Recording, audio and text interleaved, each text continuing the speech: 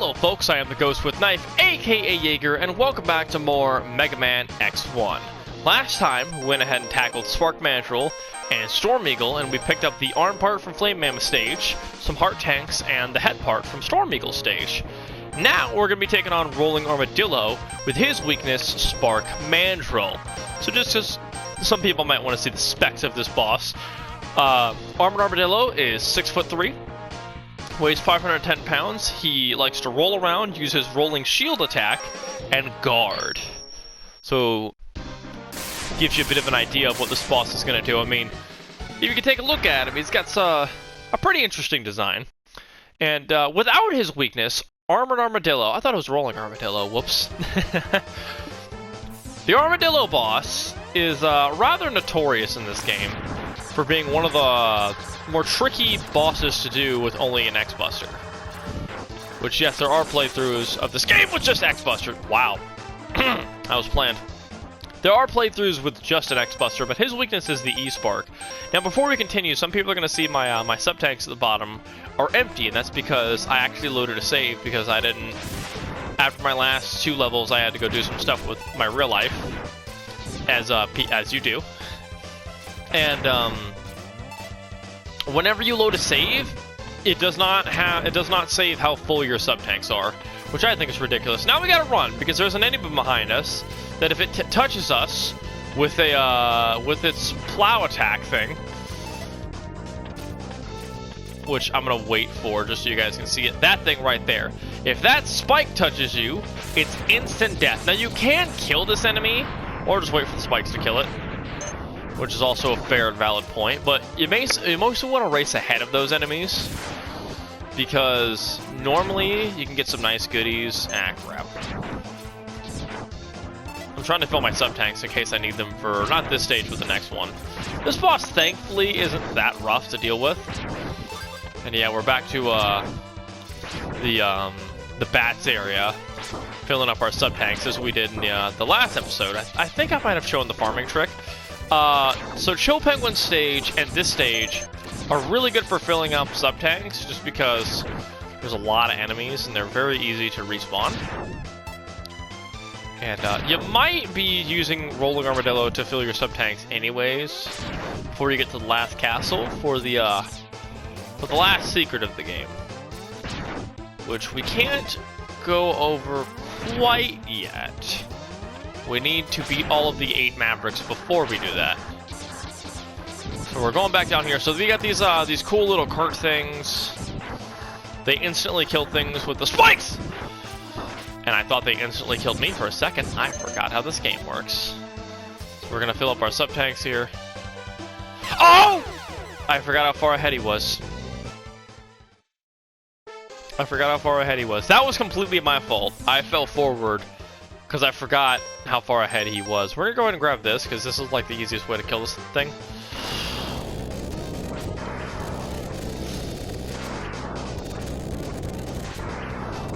You want to kill it kind of fast. Oh, no. Before it does that. Because now, you can't access that.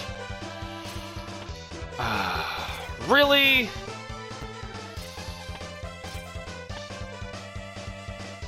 Because there's a block you need to, grab! Hang on, I might be able to... I don't think I can. Shoot. I don't want to re-record the... Oh, wait! We got it! So normally you have to kill that enemy to be able to dash jump up here to get this. But I think I got lucky and I clipped it just barely. So, we got really lucky there. Oh, no, he didn't finish breaking it, because normally, as you can see, it breaks off kind of even right here. He didn't finish breaking it entirely, so we had just enough to barely dash up there, which is nice. Because, that admittedly could have sucked. For this next part, I'm going to need this flamethrower. But yeah, that's the heart tank of this area. Oh, right. So this next area, we might die a lot. And that's because this next area... Oh, God, right. We need to kill these enemies, or they'd stop our momentum there.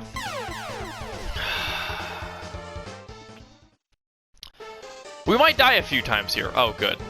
So I can try to figure out what weapon kills him faster. I think it's the Flame Wave, and I'm just being stupid. That's the weapon. So now that he's dead a little bit faster, as you can see, you can jump up here more easily. Because he basically destroyed just enough so we couldn't actually just basically jump up here. But it's because we had the dash jump, we had just enough height to get with it. So yeah, again, the leg part is just being the best part in the game. We might have to redo this stage, just because this part is like, this last part isn't, it's not a matter of like,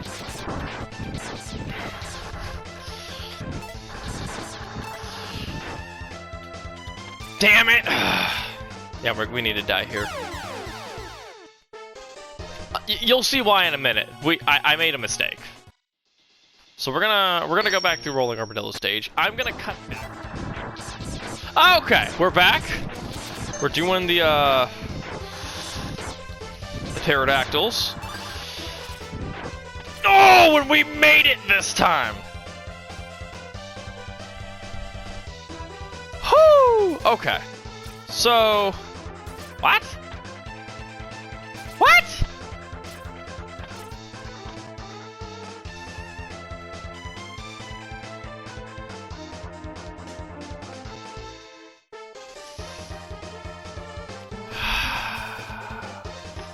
Right!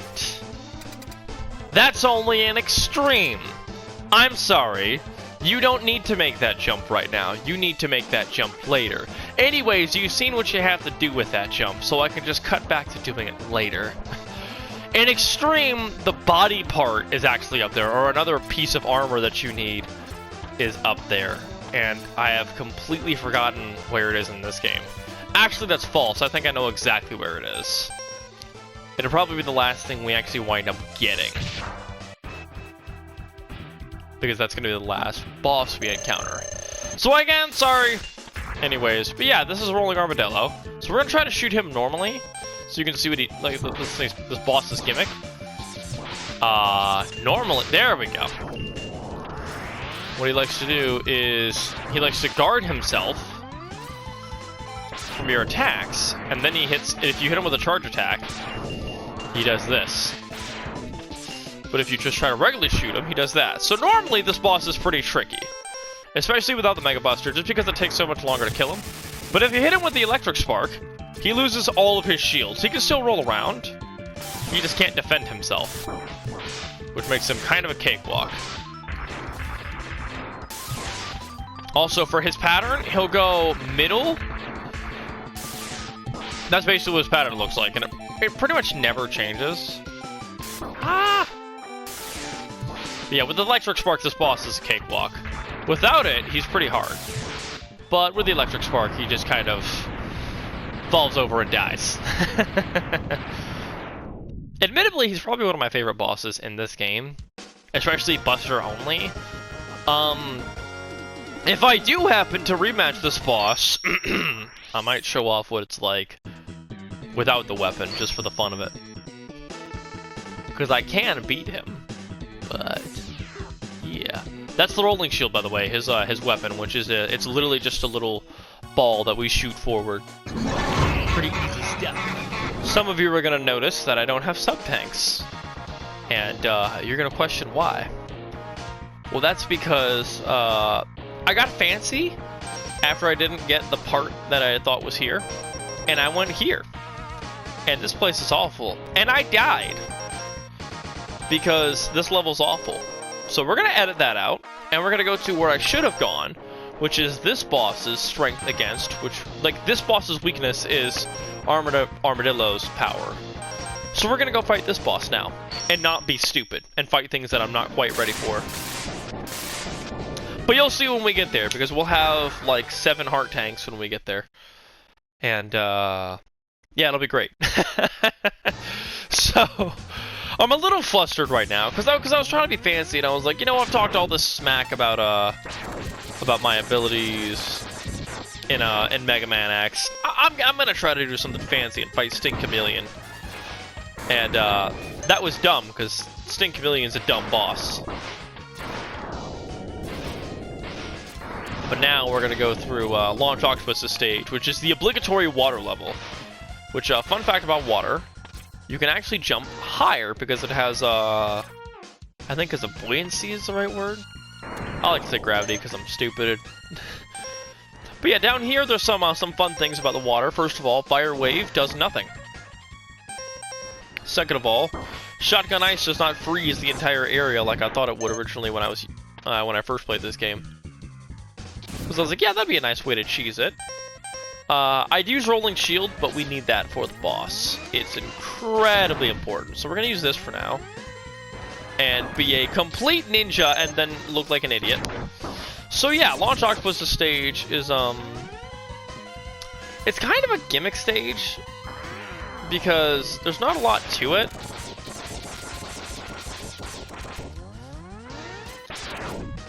So what you want to do against this enemy is you want to kind of hang back when he does that attack, because these like to shoot in that pattern the farther back you get, and the closer you are to them, they do a different pattern. But yeah, that's a pretty easy mini-boss, and that's basically Launch Octopus' entire gimmick, is that this is kind of just a mini-boss rush. You just kind of make your way from one mini-boss to the next. If I remember correctly, like, this is like an underwater base, like a weapons base we're going to. And we're like basically trying to destroy all of Launch Octopus's weapons, so we can stop the bad guys. But yeah, as you're gonna see here, there's gonna be a different pattern with these because we went in a different direction. As you can see, oh yeah, by the way, he does have that attack there. He likes to blow you backwards and forwards, so he can try to get you with the spikes. I got very lucky there. Normally, you gotta try to wait for him to not do that. Because as you can see, he does a very different pattern when you're in different locations. And the best place you want to do is be far away, but because of the spikes, it makes it a little bit tricky because he'll want to do that suction attack more. Yeah, not the craziest mini-boss, but yeah, he exists. We have a few more of these mini-bosses to go through before this level is completely over, but yeah, you can actually use those,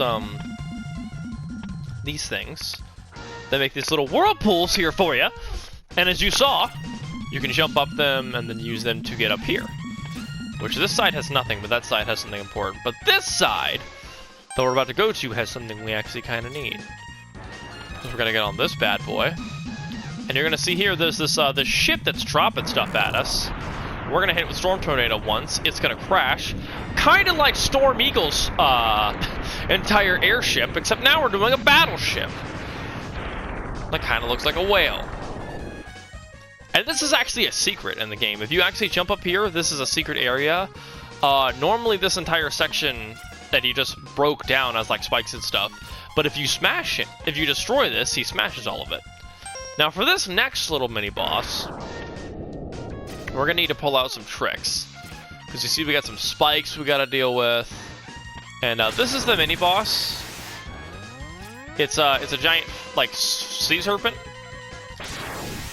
And it's dead.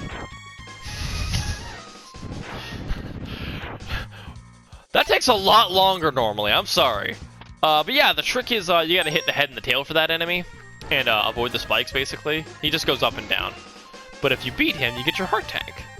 Which is more health, which is the thing that I needed before I went to the level that I actually did. And looked like an idiot. I'm not gonna lie, it was pretty embarrassing. I kind of got stomped. And I decided to cut it, because I was just like, you know, sometimes it's just a good idea to not do things like that. As you can see, there's nothing to really jump up to this way. So, yeah, you want to use the one back there to get on top of the battleship. But now,